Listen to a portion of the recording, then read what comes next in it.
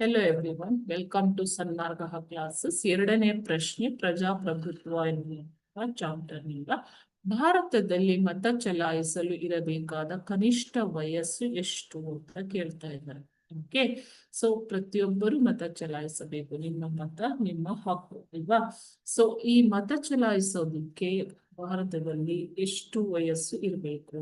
Option A 18 ವರ್ಷಗಳು, option B 21 ವರ್ಷಗಳು, option C 16 ವರ್ಷಗಳು, ಆಪ್ಷನ್ ಬಿ 14 ವರ್ಷಗಳು.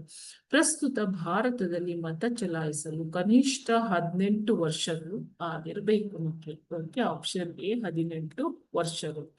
ಸೊ 1989ಕ್ಕಿಂತ ಹಿಂದೆ ಭಾರತದಲ್ಲಿ ಮತದಾನದ ವಯಸ್ಸು ಎಷ್ಟಾಗಿತ್ತು?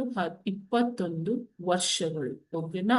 ಸೊ 61ನೇ ಸಂವಿಧಾನದ ತಿದ್ದುಪಡಿಯ ಮೂಲಕ ಈ 21 ವರ್ಷದ ವಯಸ್ಸನ್ನ 18 ವರ್ಷಕ್ಕೆ ಇಳಿಸಲಾಯಿತು. ಸೊ 1989ರಿಂದ ಈಚೆ ಮತದಾನದ ಕನಿಷ್ಠ ವಯಸ್ಸನ್ನ 21ರಿಂದ 18 ವರ್ಷಗಳಿಗೆ ಇಳಿಸಲಾಗಿದೆ. ಓಕೆನಾ? ಸೊ ಆಪ್ಷನ್ ಎ 18 ವರ್ಷಗಳು ಸರಿಯಾದ ಉತ್ತರ. Thank you.